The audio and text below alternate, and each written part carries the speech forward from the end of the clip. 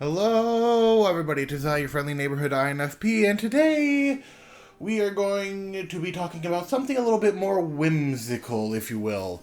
Something a little more, shall I say, INFP-ish. We're going to be talking about why INFPs are hopeless romantics, as the video title may tell.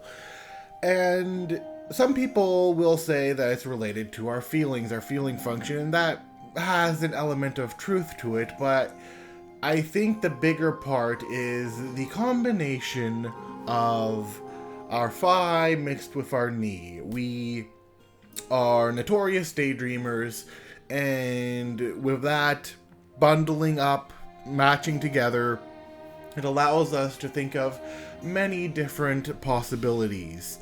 For example, imagine for a moment with the music being as easily the kind that one would imagine it to be in this kind of situation, where you are with your partner, or with somebody you love, or with a pet, or someone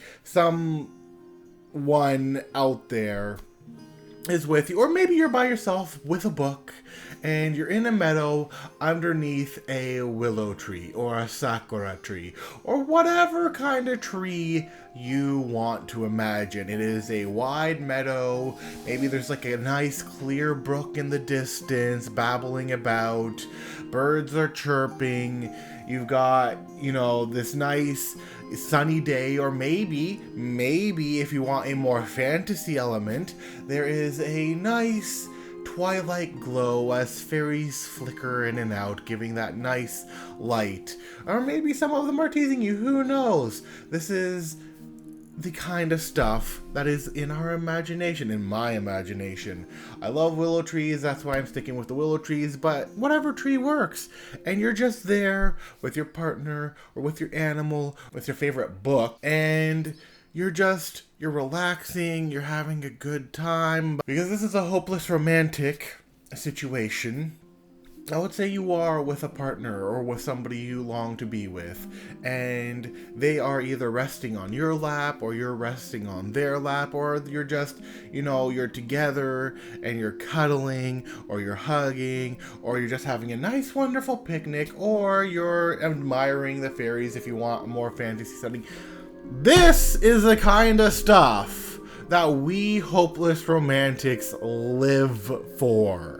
This is the kind of imagination that we hopeless romantics live for. We love it. It's delicious. And oftentimes we wish it was us, which is why it also tends to kill us just a little bit on the inside. Thinking about it, reading about it, watching it. It just, there's that little sharp pain, because we're like, I want it, but we can never have it, and thus it flickers away like a summer's dream. The other thing that being a hopeless romantic brings about an INFP is the fact that should we meet a interest of love, should we meet something that inspires intense emotions, we may wax poetically. It's not that we will necessarily give out poems, but we will most definitely in some way, shape, or form wax poetically with metaphors, with similes, with whatever it is out there. And once again, the question comes back, why are we like this? Why are we INFPs such utter hopeless romantics? Why does this plague us so that we desire these standards, well, maybe not standards, but like fiction or ideas or dreams to come across us that we so long for, that maybe we'll never get, but we love thinking about it? I think it is because, as they say, INFPs see things in rose-tainted glasses. We can see the good in things, and I guess that exemplifies even further when you have somebody you're very interested in, when you have somebody who you've put on a pedestal, that thing, and because we're already very imaginative, that thing is going to explode into so many daydreams about you with them. I've had them, other INFP, there is no escape. We have dreams that we long to live out, like wonderful ideas and dreams that we think would be absolutely amazing. Of course, naturally, we keep all of this to ourselves, granted, but I think it is just part of our nature. Like, there is no escape from it that I can think of. Sure, our glasses may get shaded. We may become jaded. We may become even skeptical or cynical, and, everybody hates to see it, especially with INFPs. But I feel like when it comes to those of us who are open to the idea of romance, open to the idea of going with your partner somewhere, open to the idea of, doing all these things, then we will naturally go towards that hopeless romantic sort of way. And it's not, I feel like a lot of people don't understand us hopeless romantics. They think that we're like, oh, super highly sensitive, precious cinnamon rolls who should never be hurt because, oh my goodness, you guys. That's not it. It's just we are very imaginative. We want to see a wonderful situation come across. We want to see all our dreams come true in some way, shape, or form, but we also understand that most of it's only going to happen in our mind. And yeah, some of us do create poems off of this, and some of us do create art and do create movies and do create works of wonderful fiction that people would just like die to see. And like other hopeless romantics would be going to watch that going, oh, my heart.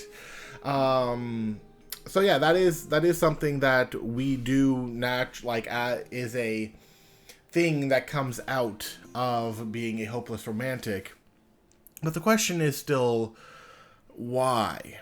And to be truthfully honest, there is no one answer to it. It is part of our feeling function. It is part of our daydreaming. It's part of our two first functions combined. It's in fact, I would say, even part of all of our functions. The comfort of our tertiary function, psi, or introverted sensing,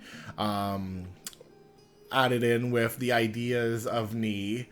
And then, of course, our feelings, what we feel and desire to happen, and the comfort of all that inside. And then the actions of which we desire to take place, but don't actually have the courage of making a reality due to it being our last function, T.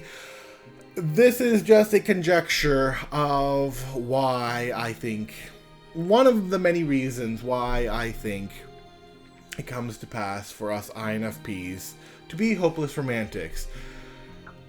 And I can honestly say this, if you do happen to get your hand on one of us who has these visions of grandeur, or these visions of daydreaming, or these visions of wonderful things that you think are like so romantic, they, as best as they possibly can, will try and make that happen for you. You don't need to say anything. Just go with the flow. Enjoy the time. They've already got it all set up. They may ask you a thing here or a thing there, but they've already got the place. They've already got the location. They've already got the idea. They've already got all of that figured out, and they've already got the nice, sweet, romantic situation all planned out, because a large part of our thought process would revolve around this. Now, does this always happen? No, but especially on times when we're feeling especially romantic, or especially hopelessly romantic,